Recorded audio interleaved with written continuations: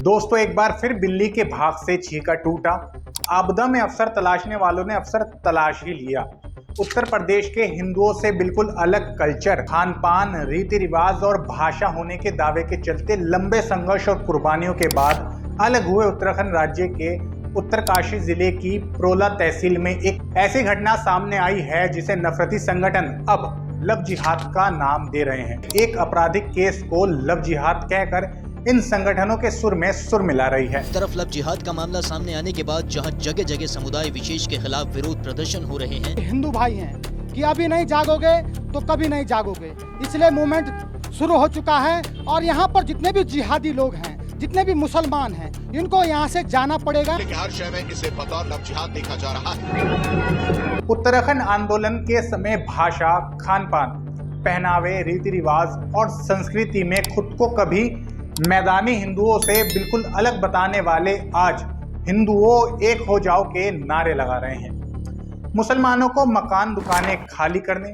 वरना अंजाम भुगतने की धमकी के पोस्टर लगाए जा रहे हैं। नतीजे में वहां से बड़े पैमाने पर मुसलमान परिवार पलायन कर रहे हैं। जाहिर है कि 2024 लोकसभा चुनाव से थोड़ा पहले इस तरह के मौके गोदी मीडिया, आरएसएस और उसके संगठनों के लिए किसी जश्न से कम नहीं। आइए पहले जानते हैं खबर, फिर करते हैं उसकी पड़ताल। बताया जा रहा है कि प्रोला तहसील जिला उत्तरकाशी में काम करने वाले एक मुसलमान लड़के ने अपना नाम बदलकर मोबाइल गेमिंग के जरिए वहां की 2 नाबालिग पहाड़ी लड़कियों से दोस्ती की और मुंबई में काम दिलाने का झांसा दिया। जब वो उन्हें मुजफ्फरनगर ले जा रहा था तो लड़की के परिवार को इसकी खबर हो गई और इनको रास्ते में ही पकड़ लिया गया। जैसे ही ये खबर फैली, भक्तों ने आपदा में अफसर तलाश लिया और एक आपराधिक मामले को लव जिहाद का एंगल दे दिया।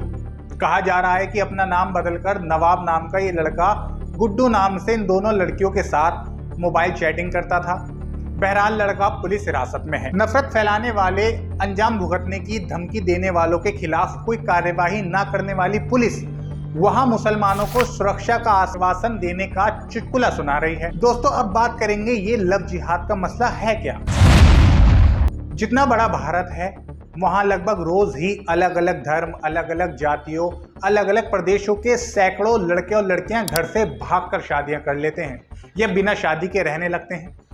अभी हम यूरोप और अमेरिका की तरह आधुनिक नहीं हो पाए हैं। हमारा पूरा भारतीय समाज, चाहे वो हिंदू हो या मुसलमान या किसी और धर्म का, हमारे यहाँ शादी एक लड़का और एक लड़की के बीच का संबंध नहीं, बल्कि ये संबंध एक खानदान से दूसरे खानदान का होता है। इसलिए आज भी हमारे यहाँ लड़के या लड़की की शादी की जिम्मेदारी उसके परिवार की होती है और शादी से पहले दोनों पक्ष एक दूसरे का धर्म, जाति, यहाँ तक कि गोत्र भी पूरी तरह से विचार करते हैं।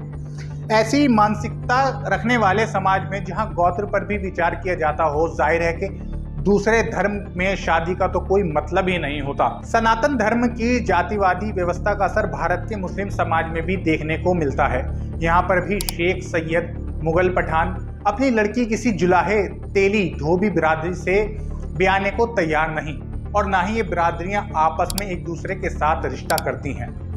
कश्मीरी मुसलमान भी मैदानी मुसलमानों के साथ अपने रिश्ते नहीं करते और ना ही पहाड़ी और मैदानी हिंदू अपने बीच रोटी बेटी का रिश्ता रखते। लेकिन आपको सभी धर्मों में आपस में प्रेम संबंध रखने वाले ऐसे बहुत से लड़के लड़कियां मिल जाएंगे जिनका धर्म तो एक है लेकिन जातियां अलग अलग। और आप जानते हैं कि इस तरह के संबंधों को भी दोनों तरफ का समाज स्वीकार नहीं करता। तो क्या ऐसे में यदि कोई दलित लड़का किसी स्वर्ण लड़की के प्रेम में हो तो क्या इसे अंबेडकर जिहाद कहा जाएगा? या फिर किसी स्वर्ण लड़के ने किसी दलित लड़की से दोस्ती कर ली तो उसे मनुवादी जिहाद कहा जाएगा?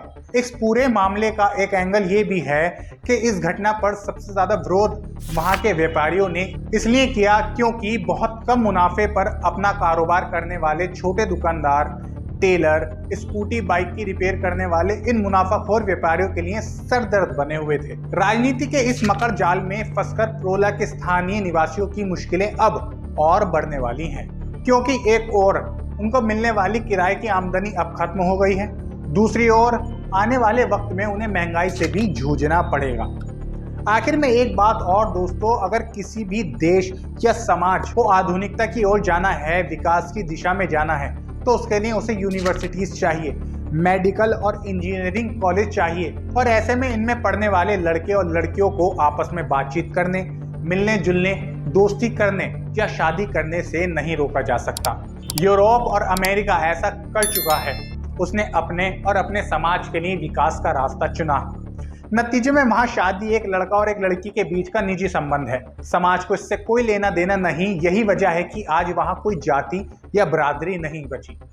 अलग अलग धर्म, अलग अलग भाषाओं, अलग अलग जातियों के लोगों के बीच शादी वहां आम बात है।